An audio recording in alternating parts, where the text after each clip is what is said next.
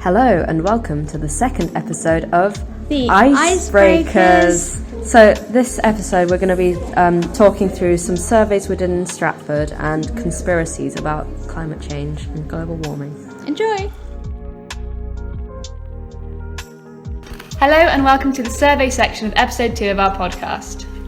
So for this section of the podcast, we were interviewing people in Stratford around the Rec, just about their shopping habits and climate change in general, how they felt about it and everything. So these are the questions. Do you make a conscious effort to combine eco-friendly products into your shopping? Do you know of any of these eco-friendly brands, Small, Ecover and Beyond Meat? Do you think it's important that you adjust your lifestyle to accommodate the challenges of climate change? Do you use your own shopping bags? Can you provide any examples of adjustments you've made? And would you consider changing any of the items you consistently purchase to a more environmentally friendly option? So generally people's answers were very positive. They were saying that yes, they cared, and they were trying to do what they could, for example, separating recyclables, using their own shopping bags, getting unpackaged food, stuff like that, and paper straws and all the things that you hear about quite frequently. So it was generally very positive, and I think people were trying for the most part. We also asked them if they would be more eco-friendly, and pretty much everyone said yes, but that it would have to be cost effective because it can get quite expensive, especially when you're buying for a big family. Yeah. And it would have to be easier to buy eco-friendly products and more accessible, because in supermarkets it's not, you have to kind of search for it, and it's just a bit inconvenient and hard to change your habits. Yeah, exactly. I think convenience is basically the biggest thing that people want. I feel like cheap, needs to be there. Yeah, because generally there are, for things Small is a brand that does cleaning products and just more eco-friendly versions of laundry detergent and stuff like that. But that's the only brand that's eco-friendly for those things. Yeah. So usually it's one or two brands, and that's all you get to choose from. And I mean, they're not very well known as well. I literally never heard of Small before. Yeah, no, not until this. Yeah, exactly.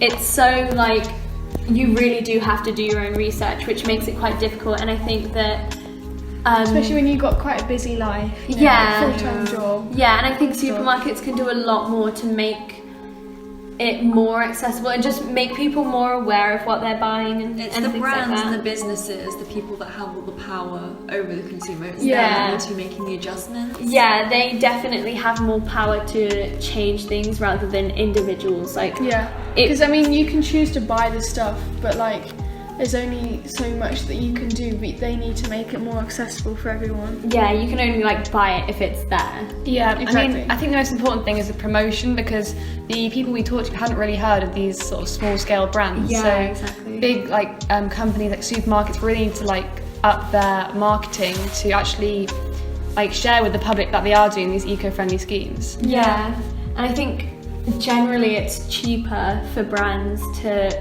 produce things in plastic and just keep doing what they're doing. It is always cheaper.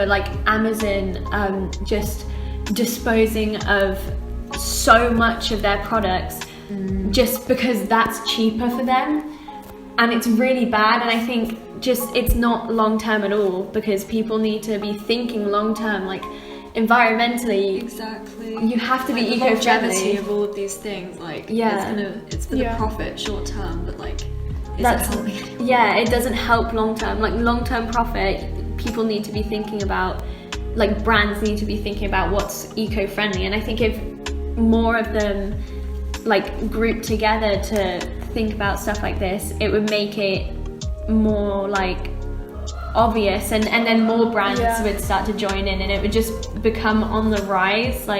Especially since these smaller brands that do specifically sustainable stuff, they're not really sold in Tesco's, for example. Or it's not as mainstream. Yeah, you don't see it next to all of your big brands. Yeah, exactly. It's very I've never heard of most of the brands which we researched for this podcast. So many of them you just don't hear about, and it's not like fair on the brand either, that are clearly like trying to make a profit but also doing a really good job of being eco-friendly in the process, and they're just getting like shoved under all the massive brands which don't really care a lot of the time.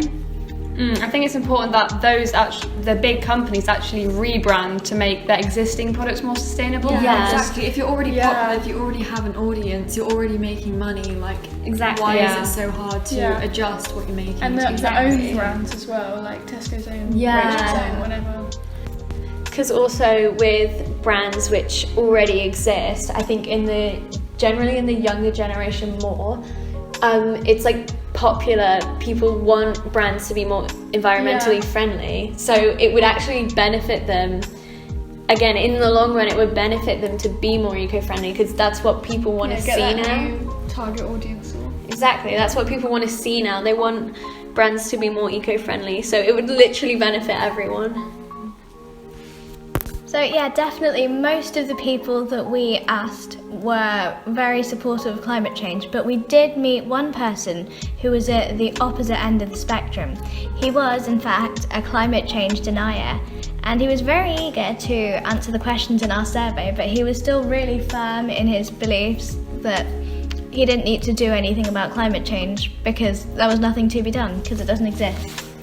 I think that can be quite dangerous as well, especially if people who believe those things, like if they have like children, or if they're very open about their beliefs with their family, and then it spreads. Like, I feel like polarizing opinions always spread the quickest. Like, exactly. Especially when you're so confident in them. Yeah, because people follow confidence, but it's really dangerous, because I mean there's so much like false things like just on social media in general, and it like does not help. Yeah, it doesn't help to have people like reinforced in your everyday lives, reinforced in just like everyday life, because also I think if you grow up, if you're like raised around those ideas, you're not going to know any better, and it makes it a lot harder for people to form their own opinions. Yeah, and if you're not taught any different, like for example in school, then you're not going to have any doubt in those opinions. Yeah, exactly, which is why for like more eco-friendly products, if they're more accessible, then it doesn't seem as much of an extreme idea that like climate change is bad. If it's cheaper and if it's there, then why not? Like, yeah, exactly. But even from a denier's point of view, there are still issues. Like, if there's so much non-biodegradable stuff around, it's going to look awful. And do we want to live in a world like that? You just be landmines? Landfills. Landfill. Exactly. Leave it, it's fine. Exactly. It's Yeah, everywhere. it's quite bad. I mean, landmines everywhere would be bad as well. Yeah, it would just be ugly, and then people would get angry because it's ugly. So It caused social issues. Yeah, even like socially. And then like it's even not good. rats would be attracted to it or something, and then maybe the diseases would grow. Yeah. The diseases And there'd would be another spread, pandemic. and then maybe there'd be like the food chain Because would of slightly this change climate or something like denial. that. Yeah, I mean, knock-on effects could happen, so... Yeah. Although the overwhelming majority of people we surveyed had very positive responses, there are still climate deniers around the world, and this can be very harmful to especially young people, which is why it's really important for big brands to make eco-friendly products more accessible. And we'll now be passing you on to the conspiracy section of this podcast.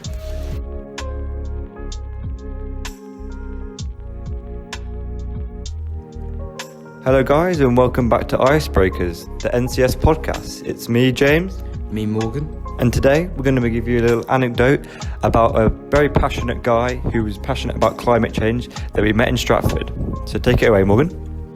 So yeah guys, this guy and his two brothers are in the process of creating a box that can supply energy for a 3-bedroom house. It takes a input of 12 volts and creates an output of 14 volts, and this is done by using a magnetic field to transfer the voltage. Even he said that the scientists are confused about it. So the whole concept of this is very confusing to scientists, as Morgan just said, and they are still in the process of discovering how this works. However, the guy seemed very interested and passionate about the concept of this box, and explained to us that it can produce more eco-friendly energy than other alternatives that the big companies are using, where he vouched that he was about for the people. He wasn't going to make it a big profit for him, didn't want to get particularly rich rather than compared to these other companies who were just in it for the money. So his motive seemed fairly convincing. However, the project is still in its early days, and he said that it may be completed in the next year or so. So guys, make sure you be looking out for him. If this project goes through and it looks very interesting, then it could solve a lot of problems where we are facing in today's very high-tech industry, and this product may even solve some problems of energy that isn't eco-friendly and even reduce prices. So you may be seeing this box in your home in the next 15-20 years even. Thanks for listening to episode 2 of the Icebreakers podcast. We hope you tune into the next one and have a good rest of your day.